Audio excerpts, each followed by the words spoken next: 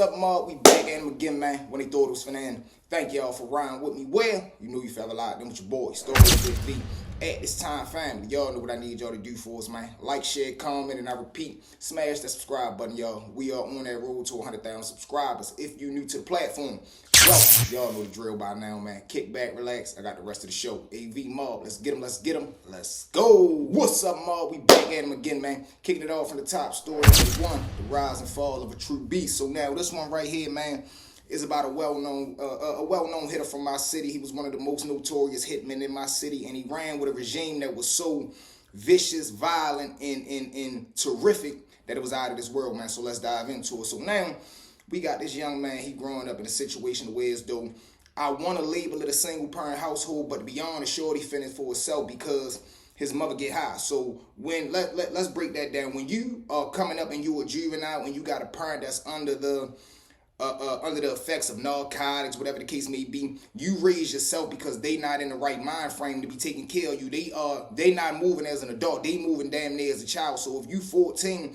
and you got a mother that's 25, 27, and she doing blow, her mindset is not of a 28, 29-year-old woman. Her mindset is of whatever she indulging in. So now, shorty coming up, he got it hard, whatever the case may be. He ends up, of course, quite naturally, he gravitates to the streets.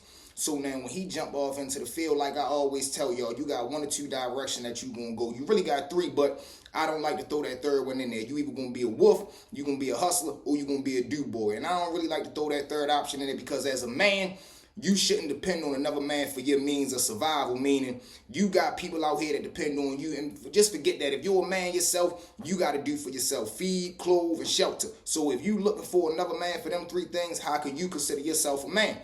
So now, boom, shorty jump off in the porch, but during this time, he a teenager, so of course, he get on count. And like I always tell y'all, get on count mean you working for somebody. So you got older dudes around the way, they giving out the pack, shorty get on count. He start hitting the pack. So now, the older dude that he hitting for, though, he a well-known hitman. I'm talking about shorty got at least 5 bodies under his belt during this current time when shorty jump off the porch. But the one thing about him is, shorty had some aggression in him. Shorty had that dug in him. So he was on the tip to where as though, yeah, I want to hustle. But if anybody or anything jump out there, I'm going to leave their ass right there just because I got so much backed up in me and I don't got nobody to vent to. I don't got nobody that I can talk to because one, you bringing your emotions outside. Now, granted, once you find real friendship, once you find the men that you bond with and you know, like, man, these my brothers, I love these guys, that's your vent circle. But when you just coming out into the field, you ain't really got nobody that you can pour that into. Look, man, I shit fucked up at home. I feel like don't nobody love me. I'm out here by myself. I don't know where my next meal gonna come from. I don't know what I gotta do to get that next dollar, to get that next meal. This is what goes through the mindset of a young man when he out here in the field trying to, make it do what it do. So whole time shorty out there, he start hustling, whatever the case may be. But the older guy can see that he got that aggression in him. So in his mind, him already being a well-known hitter, he like, shit, shorty, I can shape him for real. And the dude that's his OG, it's a well-known gang in my town. We don't do names, y'all already know that. But we gonna call them boys, y'all. If you know the Black Mob. So now, these guys right here, they got a chokehold on the city. No ifs, ands, or buts about it. It's their way or no other way, point blank, period. So now, shorty got a seat, though. Now, what I mean by a seat is he got a position. He got a position of status. He got a position of power. So he got his own little section, you feel what I'm saying? So the dudes that's coming up under him, not only do he got the youngins that he feeding on the block that'll do anything for him, but he got his real mob, like people that he done sponsored, you feel what I'm saying? Like they up under his wing. So now, whole time, you know what I mean, he get shorty on count, he get involved, but now he sit him down one day and he like, look, man, I know you going through whatever you going through at home, you might as well move in with me. Now, shorty not having nobody that love him or ever showed that they care for him, he like, what, man, this is a made man, this is a Don Dada, and he asking me to move in with him because the OG, it was genuine with him. He looked at him like, man, I done been there before, I know what it's like to be 14, 15, 16 out here, your mother getting high, father locked up, you don't got no older brother, and you just out here basically lost for real, because that's what it genuinely is. You lost because you doing for yourself. When you looking around and seeing everybody else got help, that shit'll play on your mental. So whole time he like, hell yeah, bro, I'm gonna move in with you now. He don't got nothing to go home and get. He don't got no clothes. He don't got no bags or nothing like that. So he like, shit, look, man, don't even worry about that shit. Just come on over tonight. When you done with that pack and I'm ready to get up out of here and I'm done making the count and everything, we're going to jump in the car, we're going to shoot to the crib, and then tomorrow morning we'll just shoot to like Walmart or something, grab an air bed, grab you a couple of little outfits till you come back outside, run your bag up, and you good to go. Shorty like, shit, I'm with it. Whole time he gets up over there, and this is how wicked and wild his household and his childhood was. This man is 16 years old, and he didn't just left his mother's house, and his mother has no concern. She not calling nobody. She not looking for him. The only thing that she worried about is her blast. It was to the point where as though some days she wouldn't even come home. So now, always keep this in mind, because this is where his anger come from. This is where that aggression come from. This is where that Doug come in at. So now, Lil Bro and OG, they living together. They doing they 1-2. It get to a point, let's just say about 4 or 5 months later, OG got a problem with a little nigga paying that money. So he like, shit, I really don't want to jump out there and put the belt to him, because I got to make sure everything else runs smoothly like it's supposed to. But I got my little man. So now he sit Lil Bro down. He like, shit, man, you ready to make it do what it do? He like, what you mean? He like, shit, look, man, I know you getting good money fucking around with the smack and the packs, but if you start knocking shit off, you can double that. So he like, shit, because you got to understand, a lot of people talk that thug talk, that street talk, but when it's time to sling that iron, and we talking about for good, when you let that shit go, it's gone forever. Motherfuckers they don't got the heart for that shit. They got the mouth for it. They got the talk for it. But when it's really time to squeeze that motherfucker, they freeze up and they fold up. So now Shorty, though, he got a choice, because one, he really don't want to do it because he already know what that's going to lead to, because he already aware of his aggression, and he already aware of his loyalty. He like, shit, man, if I get involved with this shit, I'm going to have to go all the way, because I know Shorty ain't going to turn it off talking about the OG. If I hit this nigga today, it's going to be another hit tomorrow, if not next week, so forth and so on. So he was sharp because he was a street dude, and he came up out of a street household. So before his mother got so far gone, she was a normal addict. He'd been around older men, older guys, hustlers, head busters, whatever the case may be. So he knew how to conduct himself. He knew how to talk it. Now it's time to walk it, though. So he like, shit, I mean, what you trying to do? He like, shit, little nigga owe the money for real. Tomorrow, though, we gonna go knock his ass off. I'm telling you right now, I got $7,000 for you cash. What you trying to do? I ain't ready to keep going back and forth with you. You either want to take the hit. If not, I'm gonna call somebody else. But in his mind, he looking at it like, no, yo, I'm your little man, and I'm living here. So it's really like, man, it's like a father-son relationship. And in his mind, he like, man, if he go ask somebody else, he gonna fuck around and be looking at me like, man, what, I'm scared, what, I'm on some old tender shit. Then that might lead to him kicking me out the house. He had the fear of being abandoned. This the only sign of first sight of love that he ever had from anybody. And you forget the fact that it's a man. He don't know who his father is. His father incarcerated. This the first time he really feeling genuine love from this man.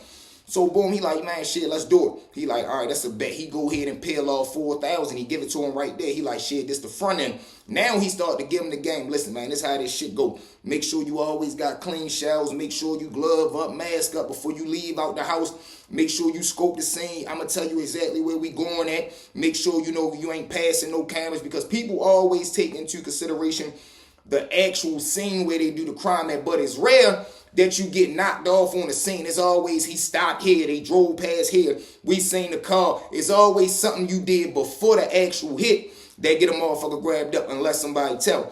So now, long story short, they jump in the van, they shoot around to where the little dude be at. Now where the guy be hustling at is like a school, a baseball field, and then it's a back lot. All the guys be hustling and shaking and moving in the back lot. They pull on the side of the street where like the baseball field at. They chill right there, scope the scene out. Nighttime come, they catch the little nigga that owe the money. He ready bop off to go hit a sale. As he go right there, he bit the sale. They drive down, Shorty jump out the car. He just start letting that shit go. But I ain't gonna lie, he doing it with his eyes closed. Boom, boom, boom, boom, boom, boom, boom. He ends up connecting though. He hit the target. He turn around. He hurry up, breaking the car. But when he jump back in the car, he straight Earl. He start throwing up.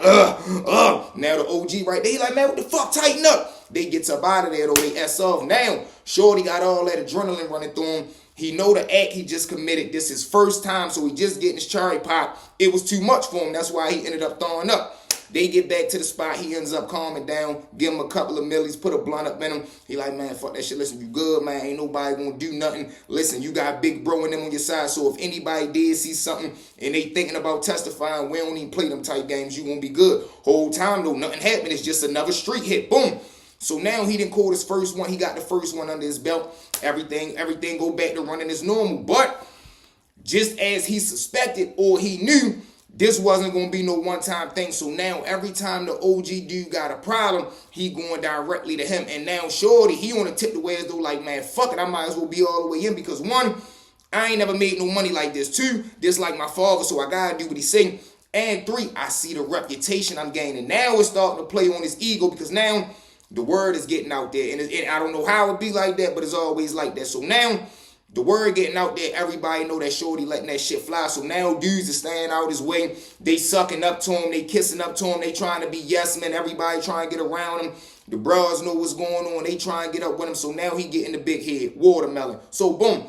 Now it get to the point to where as though he got his next hit. So now when it's time to knock off the second dude, whole time they ends up same routine. Him and Big Bro jump in the car, they go scope the scene. But when they leave out this second hit, the dude is chilling in the car with the baby mother. Now the OG told him just hit the target. Whole time when he get to the car, start nailing at the little nigga. He hit him for real. He cracked him, but the broad start zapping. She start going off. So now he like, man, fuck it, I gotta do her too. He ends up knocking her off. So now he done just caught two in the same. When he wasn't even supposed to do her, but he looking at it like, man, fuck that. Better safe than sorry.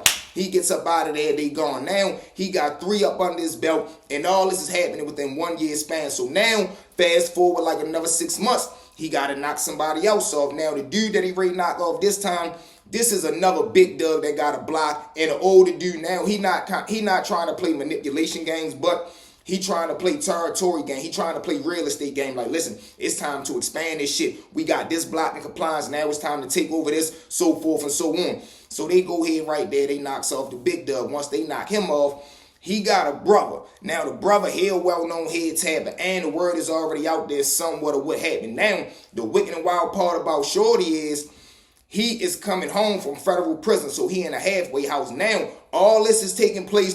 The feds is investigating the OG dude at this time, too. They don't really know. They know about Shorty, but they looking at it like, who is this little guy? But they are monitoring his block. The block that he run, the feds is watching that shit, and they ready to drop an indictment any day. So now, once they drop the indictment on OG and them, the little dude, the brother of the big dog that they knocked off, he coming home to the halfway house, but they get like little passes and shit in the halfway house. Whole time, him and Big Bro jump in the car, they pull right there. They park like a block and a half away from the halfway house. Whole time, the nigga that's ready to get spanked, he come out, his girl pull up and get him. They jump in the car, they ready pull off. As they pull off, bro and them park like right here. They cut him off in traffic. Now, of course, the older dude, he driving the car, little bro in the passenger seat.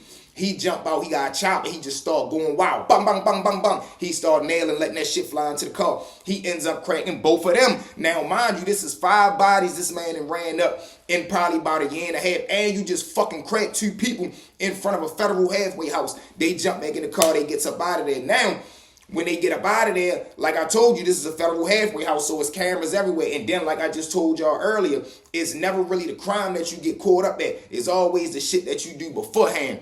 So boom, they gets up out of there. But now the whole time, the feds is ready to hit the door for the indictment that they got watching the block. By the time they get back, probably like a week later, the feds end up hitting the big man house. Now, when they hit the big man house, Shorty is in there, the head tapper. Now, the head tapper in there, when they ends up blitzing the house, they raid his room. He got 2 full files under the bed. So now he going to jail for that, and plus whatever they trying to charge him with in the indictment. While he's facing both of them charges, they get a DNA hit for the 2 bodies in front of the federal halfway house. So now they charging him with 2 more bodies on top of all the other charges that he already got.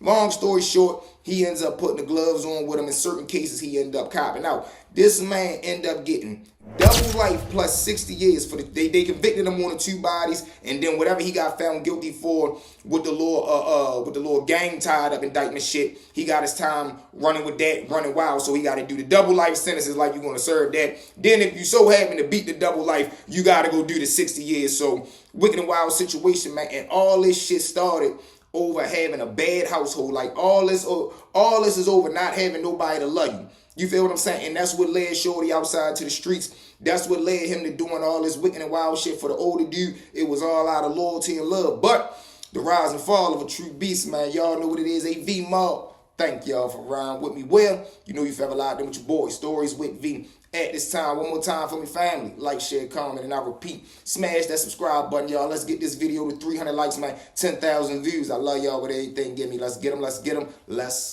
go, y'all.